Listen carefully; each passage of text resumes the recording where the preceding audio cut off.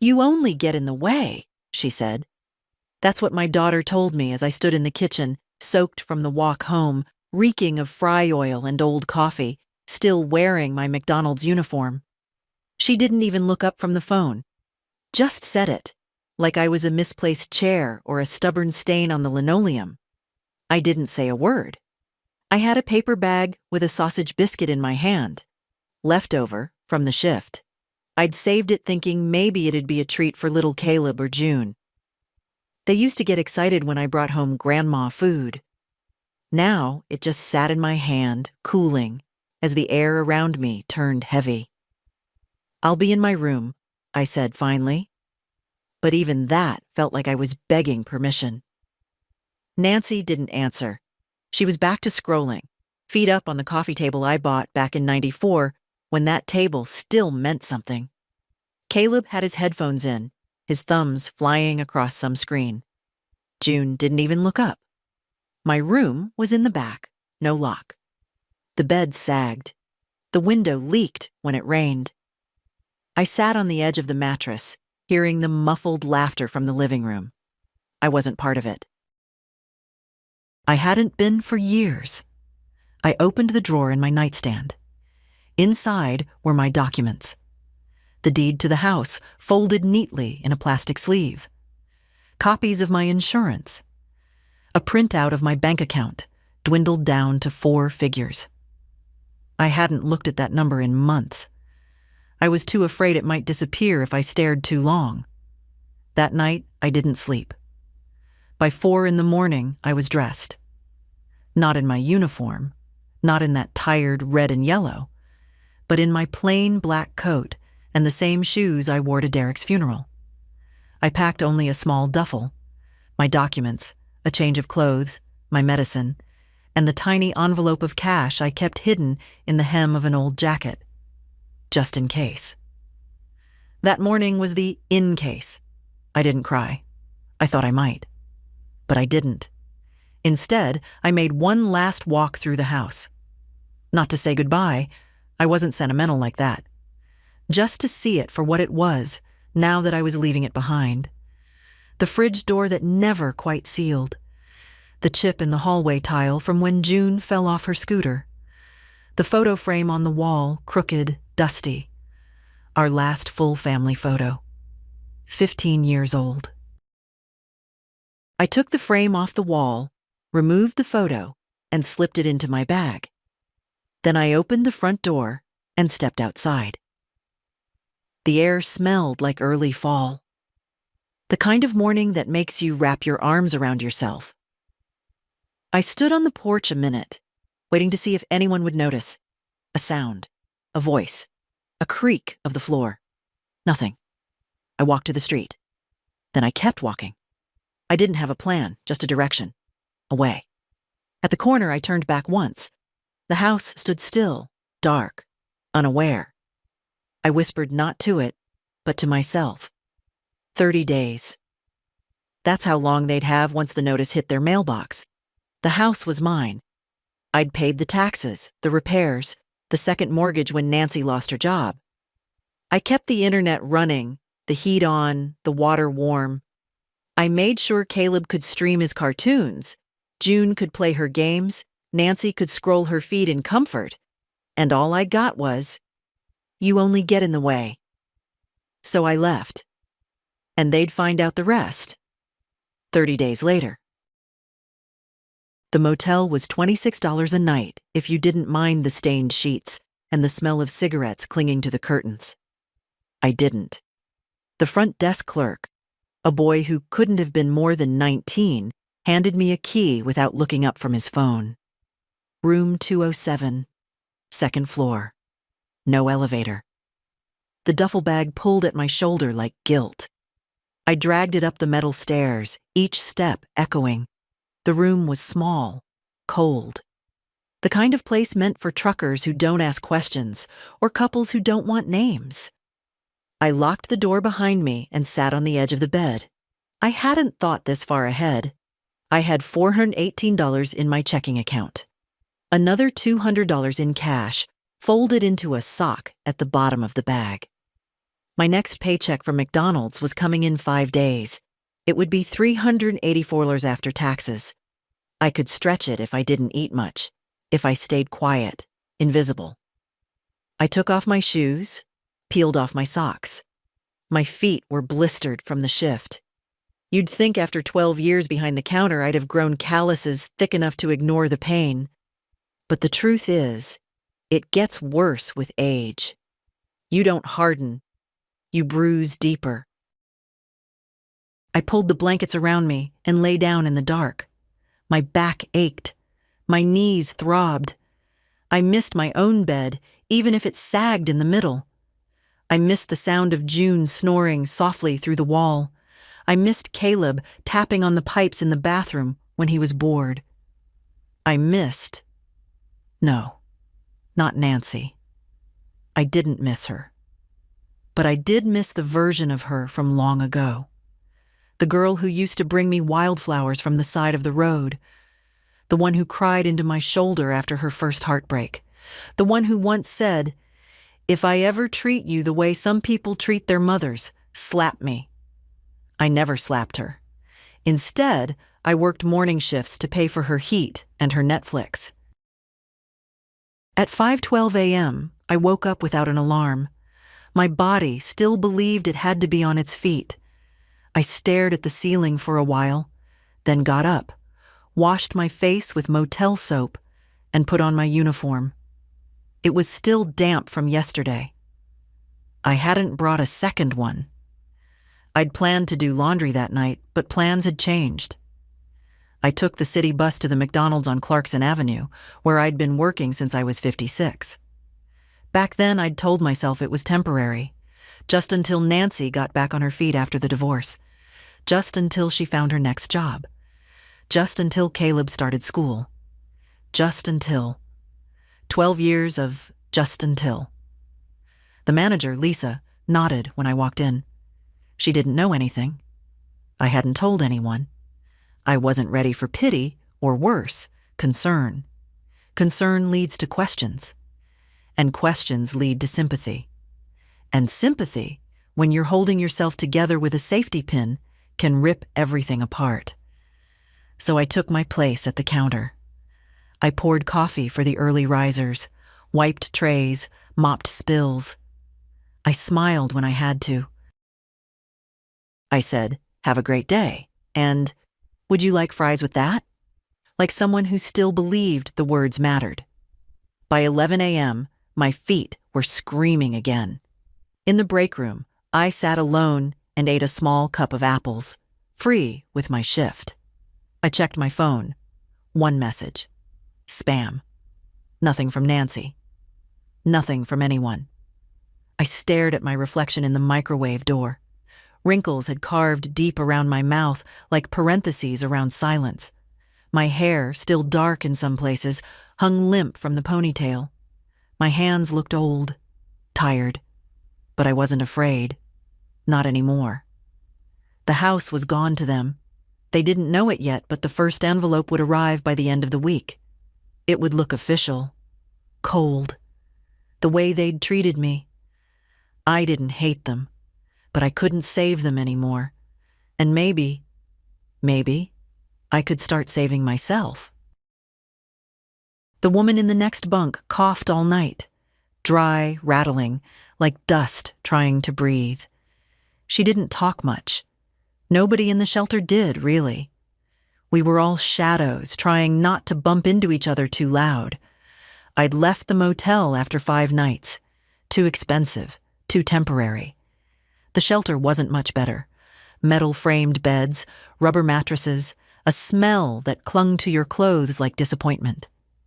But it was warm, and warm was enough. They gave you 3 nights, sometimes 5 if you kept quiet and didn't cause trouble. I was good at not causing trouble. Breakfast was toast and peanut butter. I took mine with black coffee from a plastic jug. I sat by the window even though there wasn't much to look at. Just the side wall of another building, stained by years of rain. It had been 12 days since I left the house. I'd passed it once from across the street. I wore a scarf. kept my head down. The porch light was still on, even in the middle of the day. Nancy always forgot. I wondered if she'd noticed the first envelope yet. Probably not. She never opened mail unless it looked fun. Part of me expected her to call, yell, plead. Something. But the phone stayed silent. Maybe they still hadn't noticed. Or maybe they thought I was bluffing. I wasn't. I hadn't been bluffing the night I walked out, and I wasn't bluffing when I signed the forms with the notary on 11th Street. The house was in my name. I had every right. It was one of the few things I hadn't let go of over the years. I paid the taxes. I paid for the siding, the plumbing, the leaky roof. I paid for the smart TV Nancy watched her shows on. I even paid for the damn air fresheners in the hallway. And for what? So she could tell me I was in the way? That I should keep to myself when guests came over? That Caleb was too old to be tucked in by a grandmother who smelled like fries? The shelter closed at 9 a.m. for cleaning. We had to be out by then.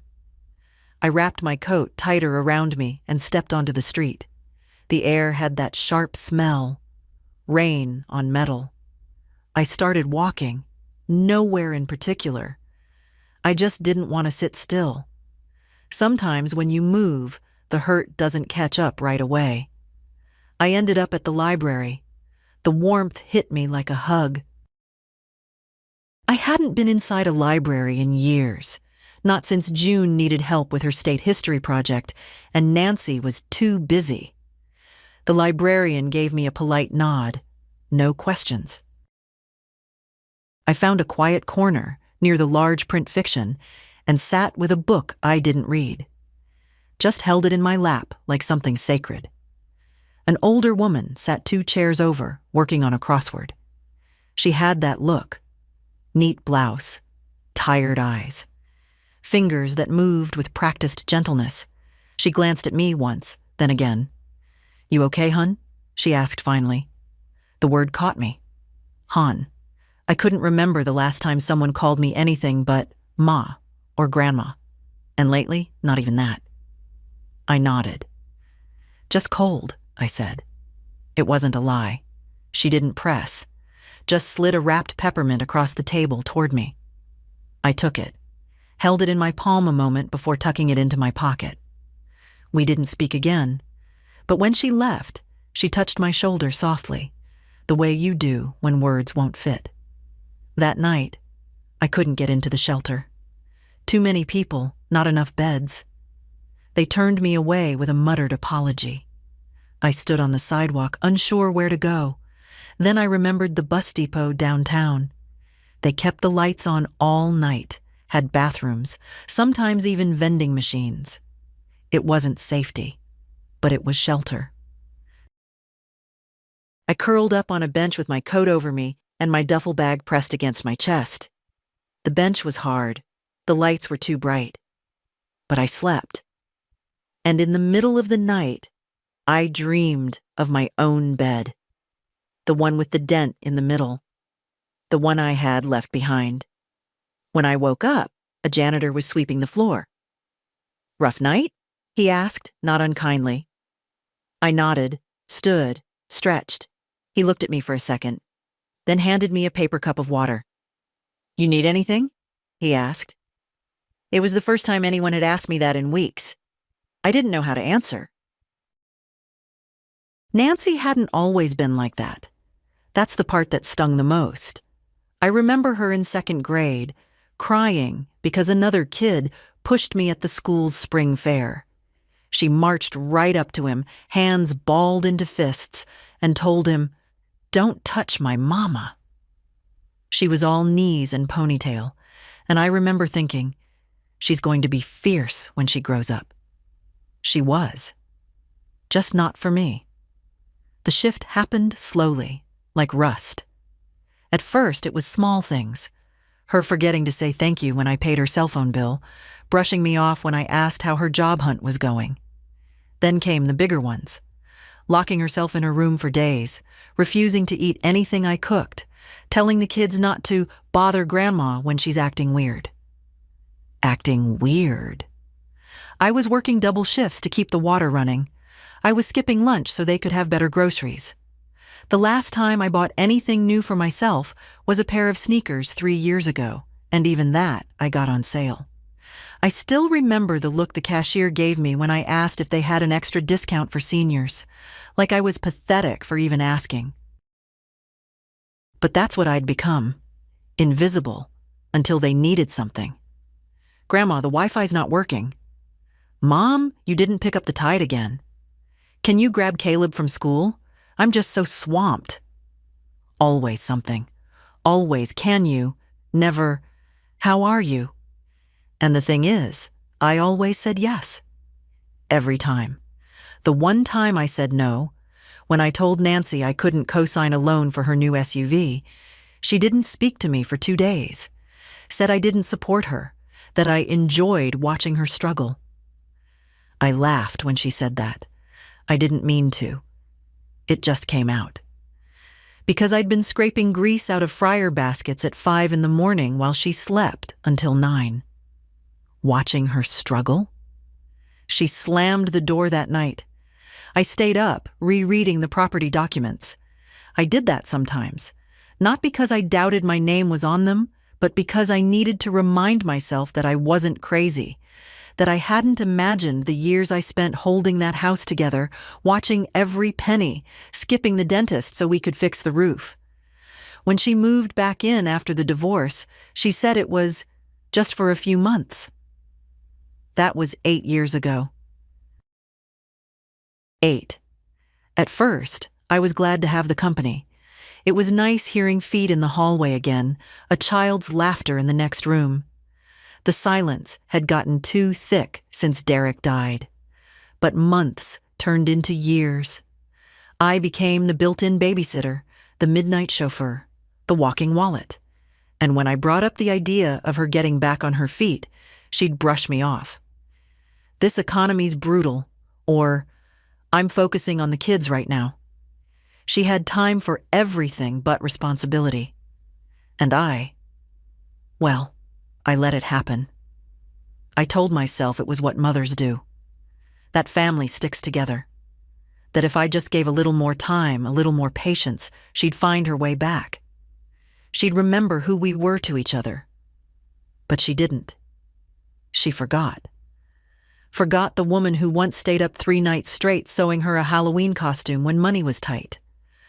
Forgot the hospital visits, the rides to dance class. The way I used to sing her to sleep when she had night terrors.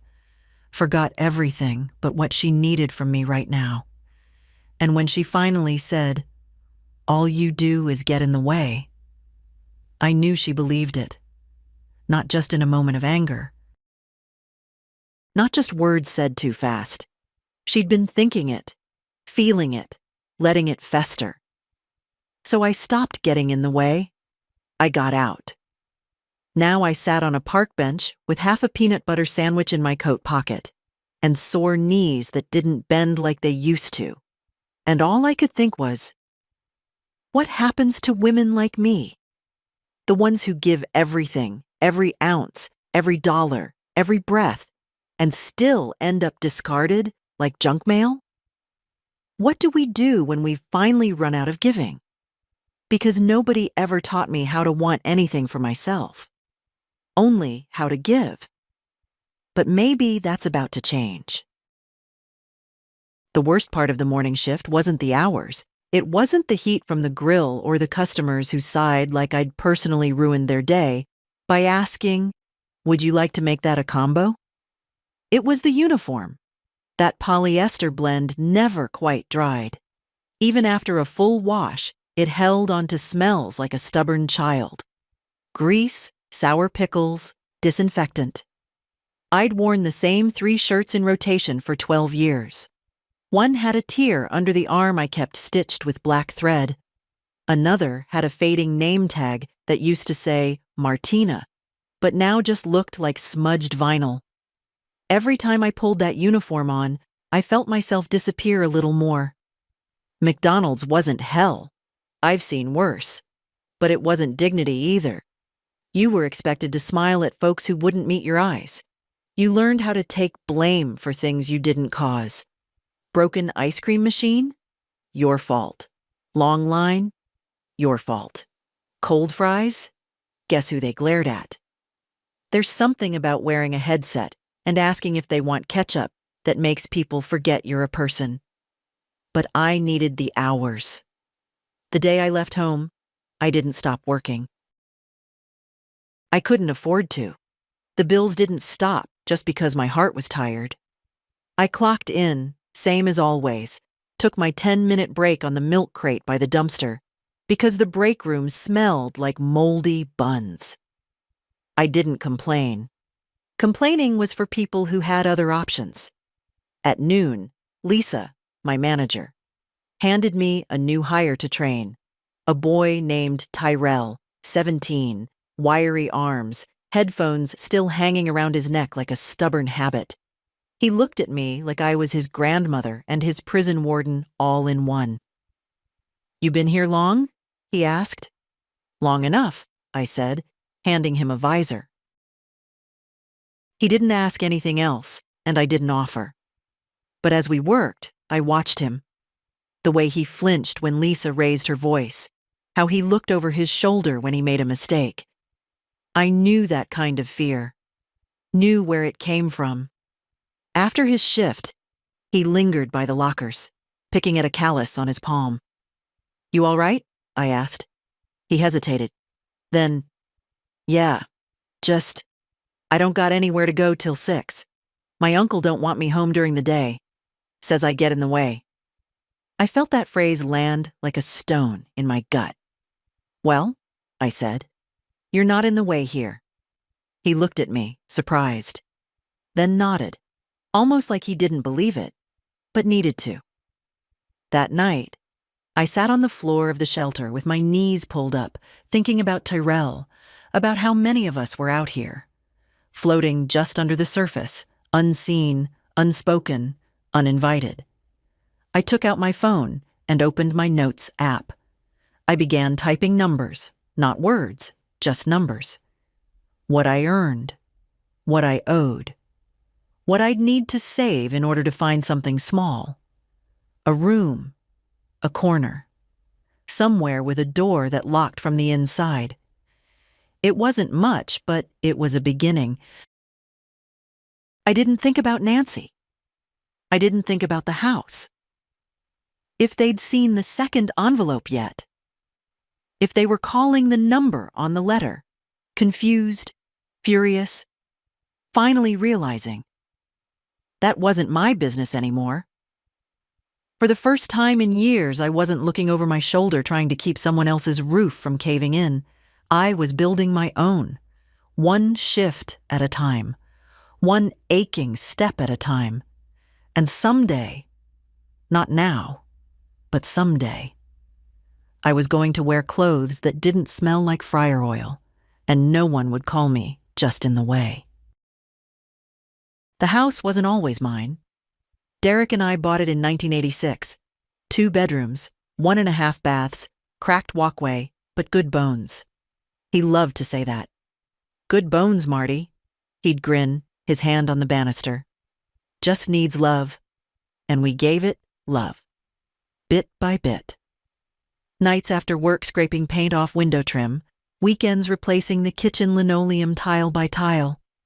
I remember standing on a stepladder, 7 months pregnant with Nancy, painting the nursery walls yellow because we didn't want to know the gender. He played old country songs on the radio while I cursed the edges. After he passed, sudden, heart gone in a snap, I didn't have the heart to leave. People offered, said I should move in with my sister in Arizona, said the house would be too much for a widow. They didn't know me. I stayed, raised Nancy, took 2 jobs, paid off the rest of the mortgage in 19 years. I remember the day I made the final payment.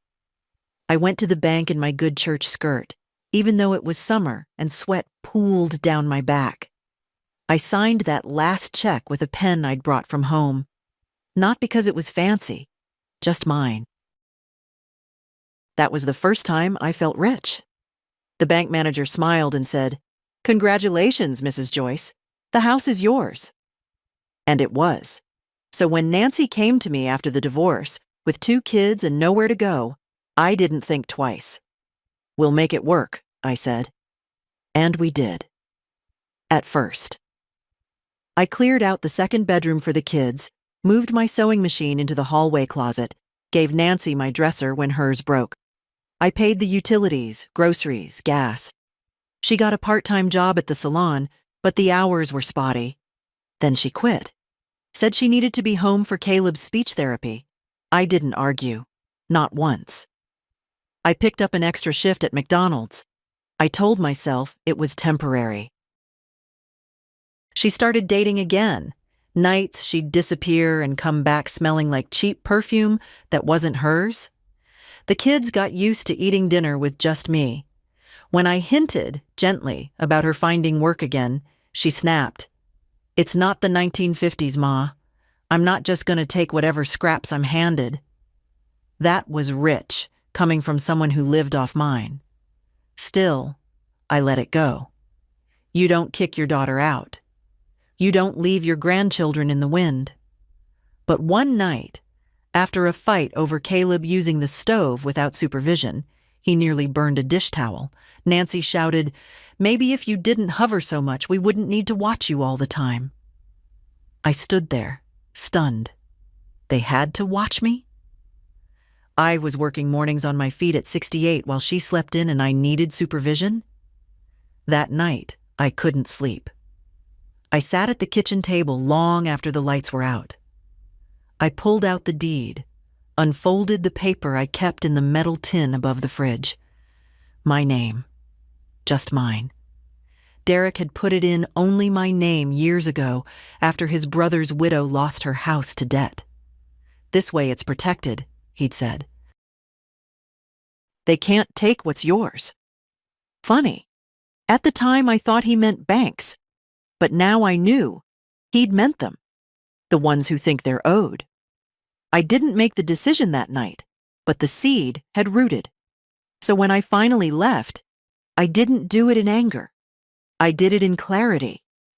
I walked out knowing what was mine and what wasn't. The house was mine. Their entitlement wasn't. I didn't owe anyone the roof over their heads just because they'd grown used to ignoring the hands that held it up. And I sure as hell didn't owe them my silence anymore. Her name was Linda. Social worker. Mid-50s. Short brown curls, sensible shoes, clipboard held to her chest like armor. She found me outside the shelter on a Thursday morning.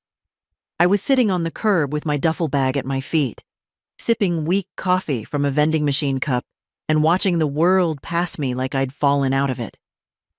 "You, Martina Joyce?" she asked, eyes kind but sharp. "Depends who's asking," I said, more reflex than wit. She smiled like she was used to it. "I work with the Community Housing Support Program. Got your name from the intake desk. Said you've been here a few nights." I nodded, slow. "Didn't know they were giving out names." "They give out stories," she said, crouching beside me. "But I like to hear it from the source." I didn't know what to say to that.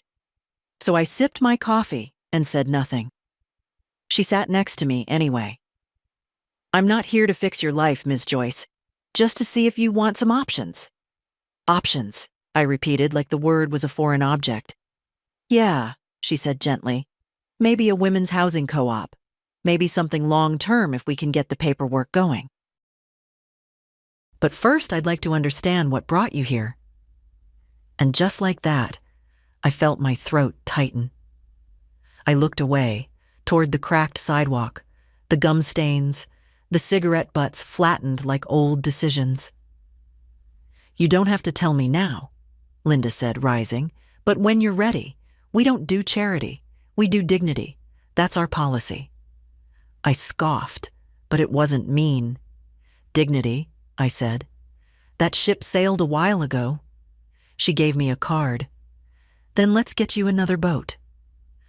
That afternoon, I met her at the community center. I'd showered at the shelter and pulled my hair back, used a safety pin to keep my pant hem from dragging. I looked tired, but I didn't feel small. Linda led me into a small room with faded chairs and a water cooler that clicked and hummed like it had opinions. We talked. Or rather, she asked, and I unraveled.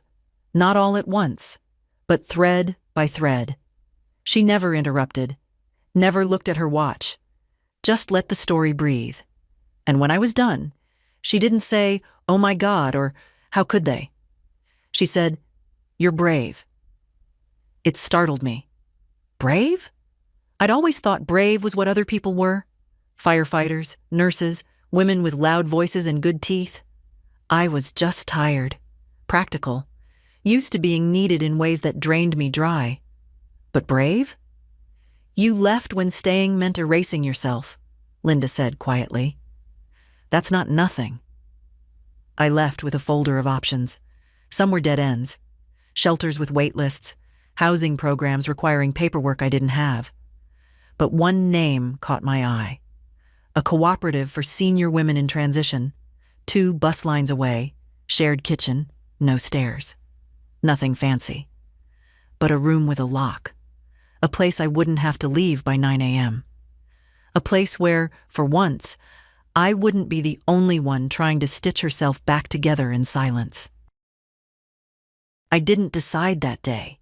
I needed time, needed to sit with the idea that someone saw me not as a failure or a burden, but as someone brave. Back at the shelter, a woman asked if she could have the top bunk. Her knees were worse than mine. Sure, I said, pulling myself up to the second tier. No problem. As I lay there, staring at the flickering ceiling light, I thought of Nancy, again. Not with anger, but with an ache, like touching a bruise. She hadn't called, not once, but I didn't feel as hollow as before. Maybe it was Linda's words echoing in my chest, or maybe, for the first time in a long time, I didn't feel disposable. I felt seen. And maybe, just maybe, I could learn to see myself that way too. Her name was Maeve. We'd worked together at McDonald's for almost 5 years. Not close, but close enough.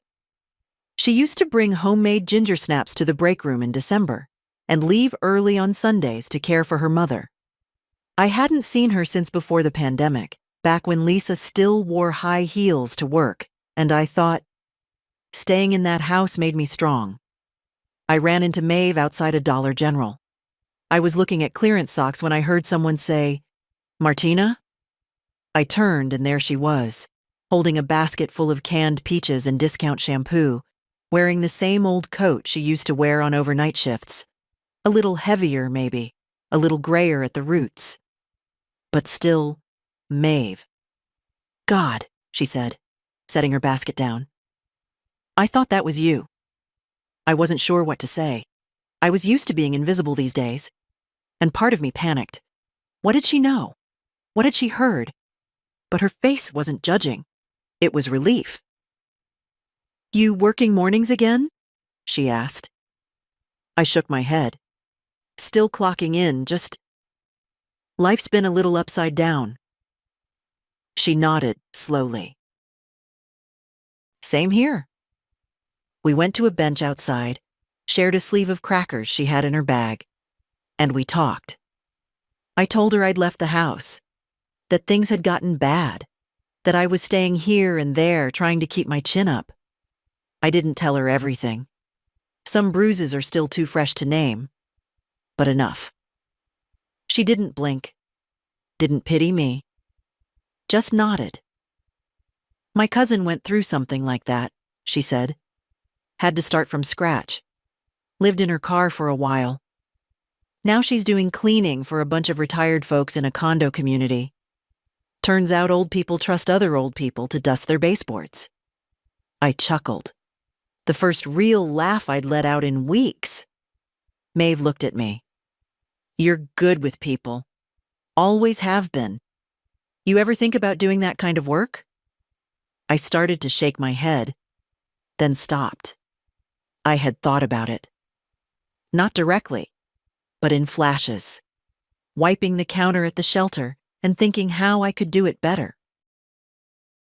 Folding towels at the shelter's laundry shift and imagining how I'd organize a linen closet from scratch. I wouldn't know where to start, I said honestly. Maeve shrugged.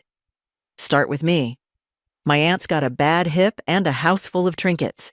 She pays $50 just for someone to vacuum and listen to her talk about her cats. I was supposed to go Saturday, but I've got a dentist thing. Want to take my place? I blinked. Are you serious? Maeve grinned. Why not? You got 2 hands and patience. That's all she wants.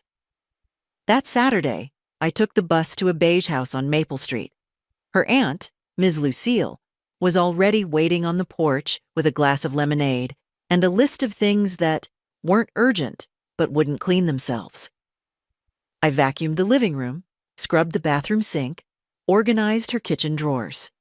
She told me about her late husband, who collected baseball cards, and her sister, who stole a bunt pan in 1983 and never gave it back. When I was done, she pressed a crisp $50 bill into my hand and said, "You have nice energy, like you're holding something steady in the world." I didn't know what to say to that. So I just smiled. On the bus ride back, I stared out the window, holding the bill in my hand like it was a rare flower. It wasn't much, but it was mine. And maybe, just maybe, I didn't need to return to anything that hurt just because it was familiar. Maeve texted me that night. Lucille loved you. Want another one next week? My neighbor's looking. I replied, yes. Then I stared at the word for a long time. I'd spent so many years saying yes for everyone else. Yes to sacrifice. Yes to silence. Yes to being small. This was different. This was my yes. And it felt like the first stone in a path I hadn't dared believe I could walk. The third envelope must have landed in Nancy's mailbox by now. I pictured it sitting there between grocery store coupons and streaming service promotions. Crisp, white, government sealed. Unopened, probably. She never opened mail unless it had color or discount codes. But it didn't matter. The notice had gone through. 30 days from filing. 22 now by my count. The countdown was ticking whether she believed it or not. And I bought myself a coat. Not a fancy one. Not the wool kind rich women wear in catalogs with collars like capes. No, just a warm brown winter coat from a thrift shop near the church. Clean, lined, pockets deep enough for both hands. $10.89. It was the first thing I'd bought for myself that wasn't food or medicine in over a decade. I walked out of the shop feeling like I'd stolen something. Not from them, from time. From a version of myself that never thought she deserved anything new. I stopped at the corner cafe and got a coffee too. The girl behind the counter called me ma'am and smiled like she meant it. I sat by the window and stirred my cream in silence, watching people pass by like I wasn't ashamed anymore. I had $40 left from the cleaning jobs I'd picked up through Maeve's friends. 3 houses in 5 days. Turns out, people trust a woman who moves slowly, who listens when they talk about dead husbands and adult children who don't call. One woman, Irene, pressed an extra 20 into my hand and whispered, "You remind me of my sister. She used to take care of everyone. Forgot to take care of herself." I didn't say anything back. But the words stuck. Maybe that's what we do. Women like us. We pour ourselves out until we're hollow, and by the time we realize we're empty, everyone's too used to the silence to ask if we're all right.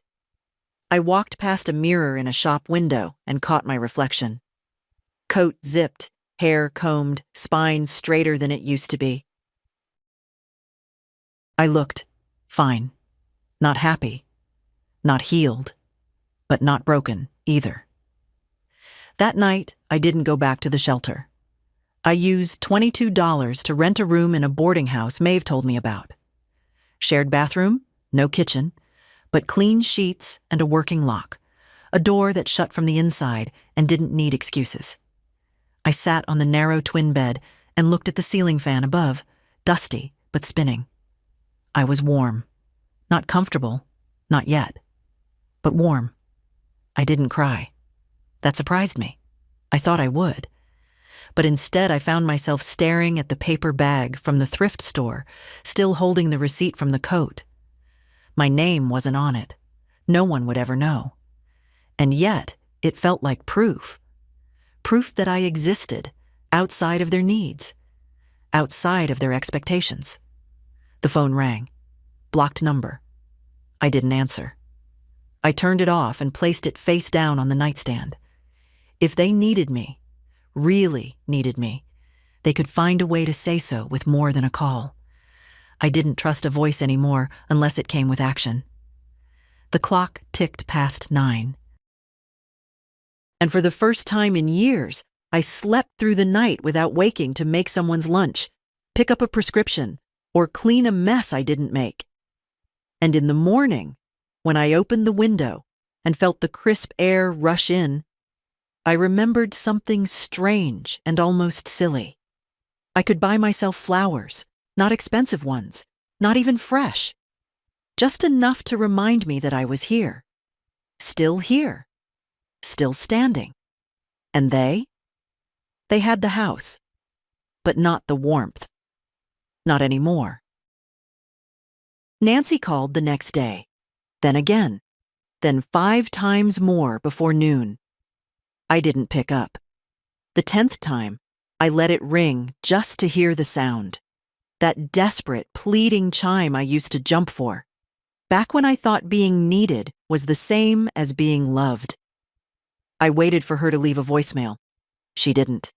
Instead, a text came through around 3 in the afternoon. "Mom, we got some kind of notice. What's going on? Please call me. Please." That word sitting there all small and panicked, like it had never been used before. It should have felt good. Should have felt like justice, like maybe she finally understood. But all I felt was tired. So I turned off the phone again. That evening, I went to clean Irene's apartment for the 2nd time. She met me at the door with her cat in her arms and a fresh tin of oatmeal cookies on the table. The place already sparkled, but she said it wasn't about the cleaning. "I just liked the company," she admitted. I liked hers too. After I swept her kitchen, we sat at the table, sipping weak tea with sugar cubes and talking about small things. Broken door hinges, old films, the best kind of laundry soap. I didn't mention Nancy, or Caleb, or June. It felt strange, not dragging them into every room like shadows. "I don't mean to pry," Irene said at one point, stirring her tea. "But you have a very dignified sadness about you." I blinked. "That a compliment?" She smiled. "It is." We sat in silence a while after that. Later, as I zipped my coat to leave, she said, "You know, I have a guest room. No strings. Just, if you ever get tired of paying strangers for cold beds." I thanked her but didn't answer. Not yet. Back in my little rented room, I opened the phone again. More missed calls. A message from Caleb's school about unpaid lunch fees. Another from Nancy. "Did you leave us? Like actually leave? What are we supposed to do?" I stared at those words for a long time. No, I'm sorry. No, I didn't know. Just panic and blame. Still expecting me to fix the fire after they poured gasoline. I didn't respond. Instead, I boiled water in my little electric kettle and poured myself a mug. Sat by the window and watched headlights skim the street below. People going home, wherever that was.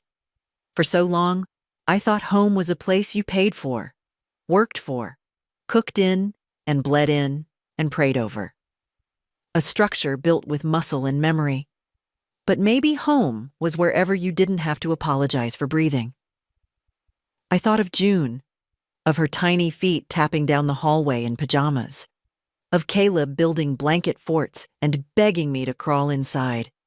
They were so soft once, so full of light.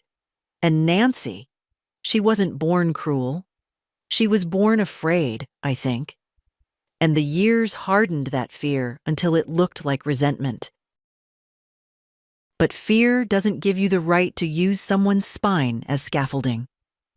I folded the phone shut and placed it gently on the windowsill. Let it buzz there like a bee trapped under glass. They had the notice now. Knew what it meant. Knew they'd have to figure out utilities, rent, insurance. The things I'd shielded them from for over a decade. The parts of life they pretended were automatic. They'd probably scramble. Maybe curse me. Maybe even try to fight it. But I had the papers, the signatures, the proof. And I wasn't scared anymore. Let them learn what I already had, that nothing is guaranteed. Not the roof above you, not the people around you, not even your own reflection if you stop recognizing it long enough. Let them learn what it means to start over, just like I did. The envelope from Caleb came 3 days later. No return address. Just my name in a careful hand, uneven, like he'd written it twice before on scrap paper and picked the best one. The kind of envelope you open slowly, not because you're worried, but because you want to savor the fact that someone still writes to you.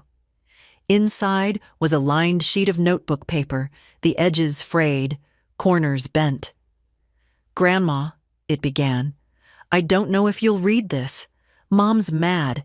She says you ran away. June cried yesterday. We don't know what's happening." My throat tightened.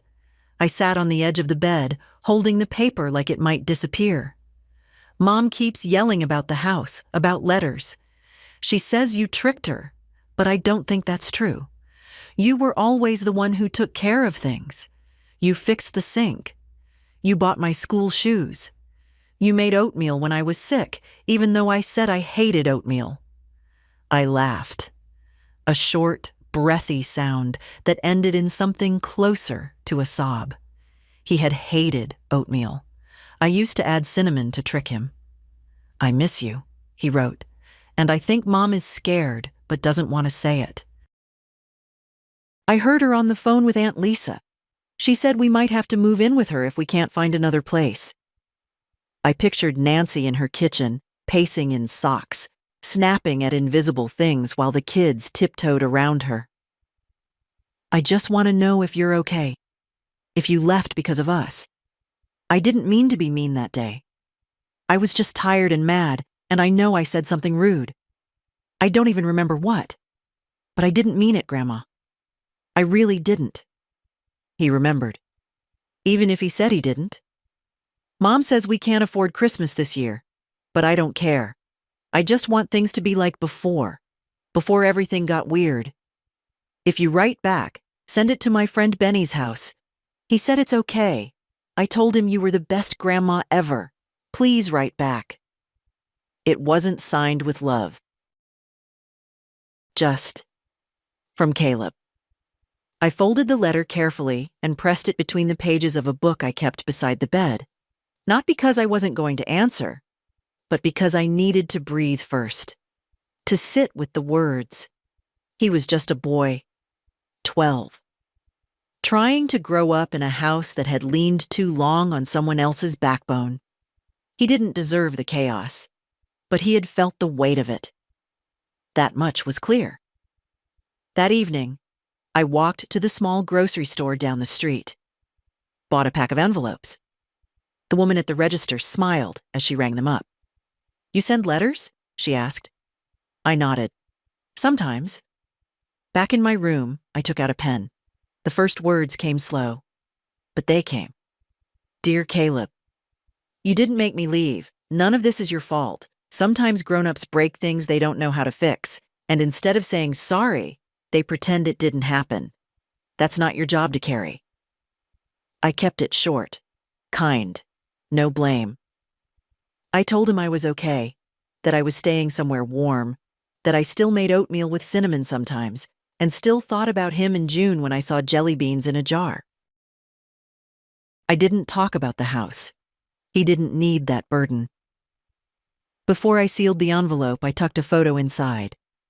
An old one from a drawer in the shelter, the last time we carved pumpkins on the porch. Him holding a lopsided face, proud as if he'd invented Halloween. Then I walked to the mailbox at the corner, slipped it in, stood there a moment. The night was quiet, the wind sharp, but I felt something new rise inside me. Not forgiveness. That takes time. But hope. The kind you forget you still deserve. The law office was on the third floor of an old brick building, tucked between a bakery and a shuttered bookstore. No gold lettering on the glass, no fancy receptionist. Just a bell on the door and a waiting room with mismatched chairs that had probably seen better cases.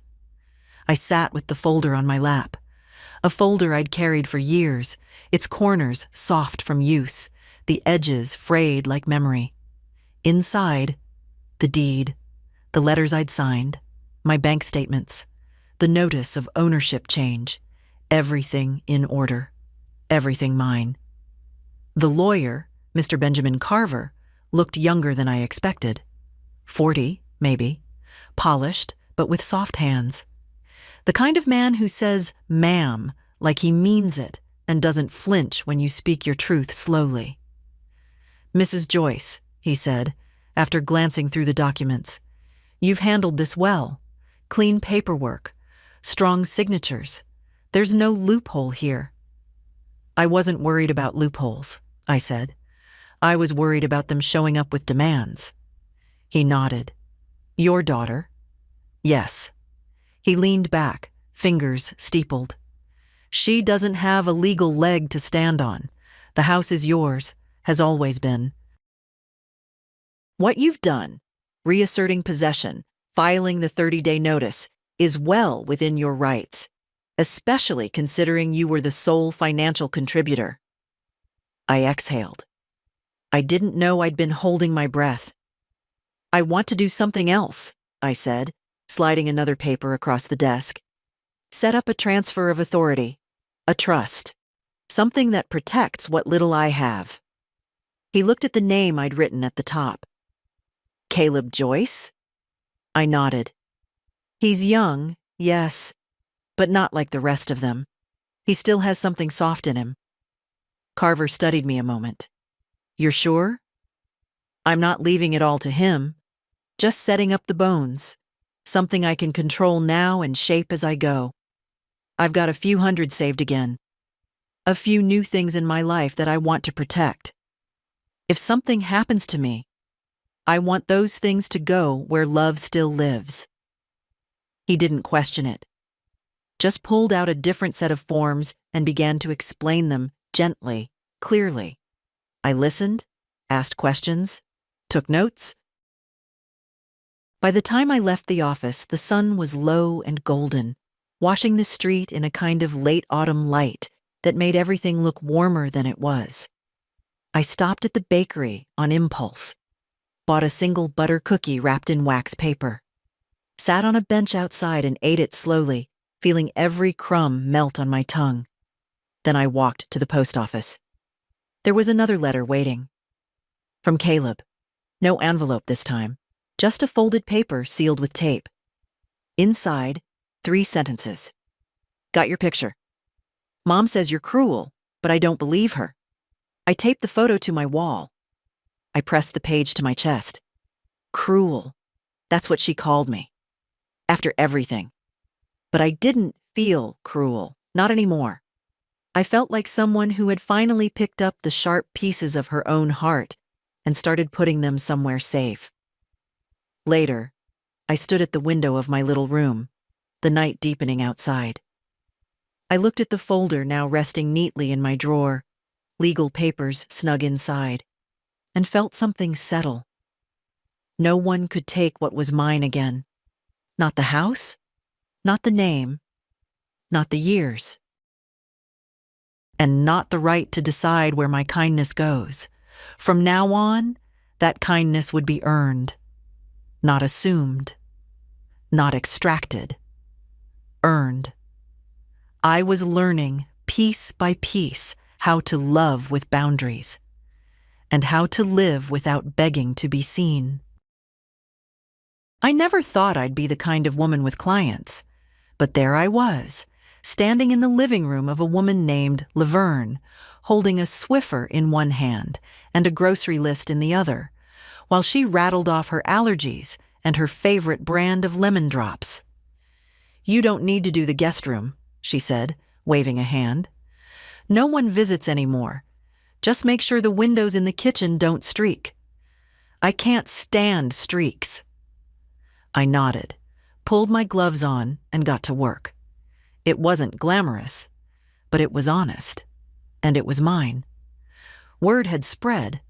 Maeve kept passing my name around like a well-kept secret. "She's dependable," she'd tell them, "and she doesn't talk too much." That seemed to be what most people wanted. Someone who'd come in, move gently, notice the details, and leave a space better than it was. I wasn't fast. My knees made that clear. But I was thorough. I folded towels the way I'd once folded June's tiny dresses, corners neat and soft. I scrubbed grout with the focus of someone who needed to be needed, but on her terms now. By the end of each shift, I had sore shoulders and a small envelope of cash. Sometimes a tin of cookies, sometimes just a thank you that didn't feel hollow. And each time, I left with more than I brought. There's a rhythm to it. Small work, quiet homes, women who used to be seen and now just want clean windows and one good conversation a week. And I listened. To their stories, their aches, their grown children they hadn't spoken to in years, their husbands long buried or long gone, their regrets tucked in drawers next to old lace handkerchiefs. We weren't so different. Irene once said, "People like us, we're the walls, the parts of the house that hold everyone else up." Until one day, they realize the paint's chipping and the heat doesn't hold, and suddenly, we're just in the way. I knew exactly what she meant, but I wasn't a wall anymore, not to them, not to anyone. One afternoon, after cleaning 2 apartments and delivering groceries to Maeve's cousin, I bought myself a notebook. Hardback, red, on sale for $3.99. I sat in the park and opened to the first page. At the top, I wrote, "Things that are mine," and I started listing. My time, my money, my hands, my choices, my peace, my no, my yes. Then, at the bottom, in smaller print, my softness. Only for those who treat it kindly. I closed the book, slid it into my bag. On the way back to the boarding house, I passed a small storefront with a hand-painted sign. "Help needed, light domestic work." I went in, spoke to the woman behind the counter, a silver-haired lady named Trina, who ran a little service matching caretakers and cleaners with seniors. She looked at my notes, asked a few questions, then said, "You've got kind eyes and a spine."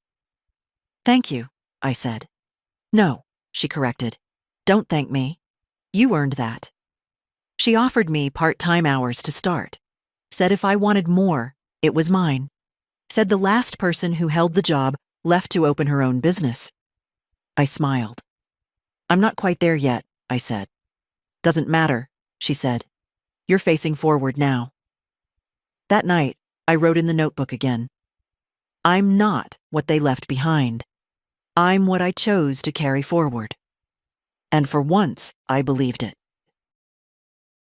I saw them one last time, by accident mostly.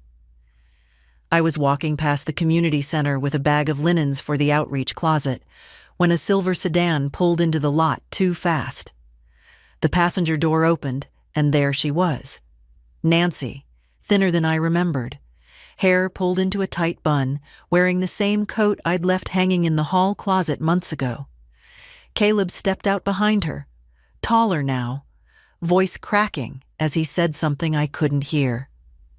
June didn't get out of the car, just stared at her phone through the glass.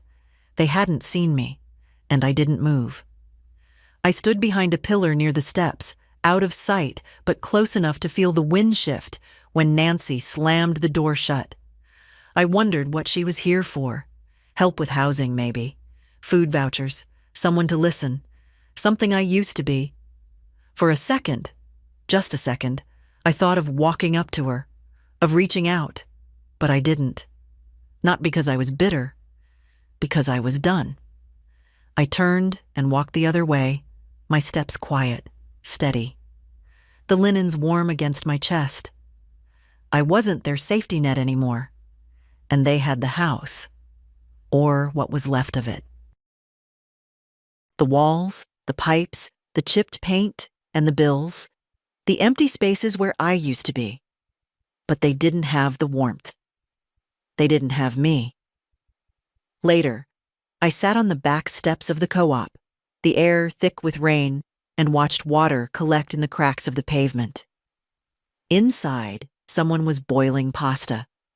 Someone else was playing old jazz on a tinny speaker. And upstairs, in my room, was a new set of curtains I'd bought from a thrift store with tiny blue flowers stitched into the hem. Mine, all of it. The peace, the stillness, the earned quiet. It wasn't loud, it wasn't dramatic, but it was real. That's the thing people don't understand about leaving. It's not always about anger or revenge. Sometimes, it's just about no longer agreeing to disappear. It's about waking up and realizing you're not a ghost yet. So here I am, still standing, still folding towels for women who remember what it meant to be forgotten, still writing lists in my red notebook, still saying no and yes and not anymore in the right places, still here. And if you're reading this, if you've ever been the hands that held up a house, the voice that kept the peace, the silence that filled every corner, don't wait until they erase you to find your outline. Draw it now. Keep it bold. And don't be afraid to walk away holding only what's yours. It might be the first honest thing you've ever carried.